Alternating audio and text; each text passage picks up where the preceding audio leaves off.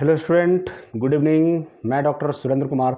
आज मैं आप लोगों को इग्नू द्वारा आयोजित एग्ज़ाम जून 2023 के तहत कौन कौन से अति महत्वपूर्ण प्रश्न बनते हैं उसके बारे में आज मैं बताऊंगा। आज मैं आप लोगों को एमजीपी 4 के अंतर्गत कौन कौन से अति महत्वपूर्ण प्रश्न हैं जिसको पढ़ लिया जाए तो परीक्षा में उससे प्रश्न जरूर पूछा जाए। तो मैं आपको बता दूं कि MGP 4 में पढ़ना क्या है। MGP 4 में पढ़ना है गांधी का राजनीतिक चिंतन। मैं आपको बता दूं कि गांधी से रिलेटेड जितने भी प्रश्न हैं इसमें आपको आएंगे।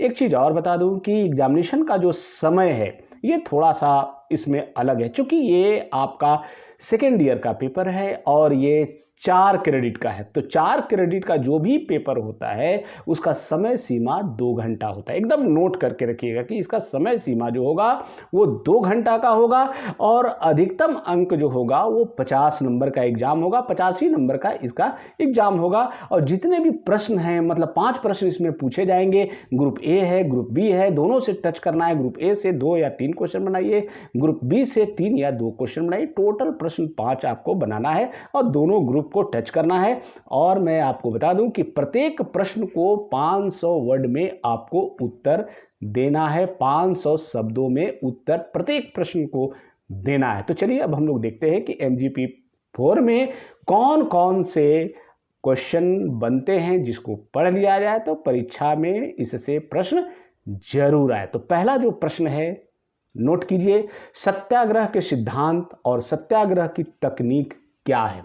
सत्याग्रह के सिद्धांत और सत्याग्रह की तकनीक क्या है। ठीक है, आइए नेक्स्ट जो प्रश्न है, संरचनात्मक हिंसा से आप क्या समझते हैं। संरचनात्मक हिंसा से आप क्या समझते हैं। संरचनात्मक हिंसा पर गांधी के विचारों को स्पष्ट कीजिए। संरचनात्मक हिंसा से आप क्या समझते हैं। संरचनात्मक हिंसा पर गांधी के विचारों को स्पष्ट कीजिए। ठीक है, आइए नेक्स्ट जो प्रश्न है, राज्य और व्यक्ति की भूमिका पर गांधी के विचारों का विश्लेषण कीजिए। राज्य और व्यक्ति की भूमिका पर गांधी के विचारों का विश्लेषण कीजिए। ठीक है, आइए नेक्स्ट जो प्रश्न है, राज्य और नागरिकता पर गांधी के विचारों की विस्तार से चर्चा कीजिए। फिर मैं प्रश्न को दोहराता हूं कि राज्य और नागरिकता पर गांधी के विचारों की विस्तार से चर्चा कीजिए। ठीक है, आइए नेक्स्ट जो प्रश्न है, मशीनों और औद्योगिकीकरण के संबंध में गांधी की क्या आलोचना है। स्पष्ट कीजिए, यहां आलोचना लिखना है। मशीनों और औद्योगिकीकरण के संबंध में गांधी की क्या आलोचना है। ठीक है, स्पष्ट कीजिए। ठीक है, नेक्स्ट जो प्रश्न है, स्वराज अर्थात सेल्फ रूल पर गांधी के क्या विचार थे।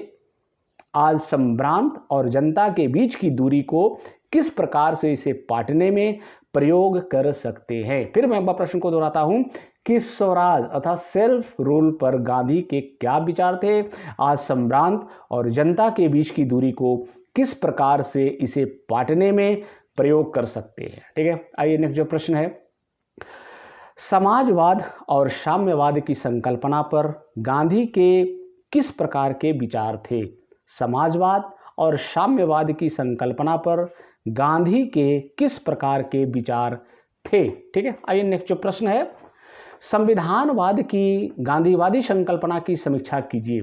संविधानवाद की गांधीवादी संकल्पना की समीक्षा कीजिए। ठीक है, आइए नेक्स्ट जो प्रश्न है, एक मनोचित सामाजिक व्यवस्था की रचना करने के लिए गांधी ने किस प्रकार से राजनीतिक, धार्मिक और आर्थिक व्यवस्था को परस्पर संबद्ध किया था। स्पष्ट कीजिए। फिर मैं प्रश्न को दोहराता हूं कि एक मनोचित सामाजिक व्यवस्था की रचना करने के लिए गांधी ने किस प्रकार से राजनीतिक, धार्मिक और आर्थिक व्यवस्था को परस्पर संबद्ध किया था। स्पष्ट कीजिए। ठीक है, आइए नेक्स्ट जो प्रश्न है, गांधी के राजनीतिक आर्थिक दर्शन के केंद्र में ग्राम स्वराज का विचार है। स्पष्ट कीजिए। गांधी के राजनीतिक आर्थिक दर्शन के केंद्र में ग्राम स्वराज का विचार है। स्पष्ट कीजिए। ठीक है, नेक्स्ट जो प्रश्न है, गांधी संघर्ष को किस प्रकार से परिभाषित करते हैं। उनके अनुसार संघर्ष समाधान के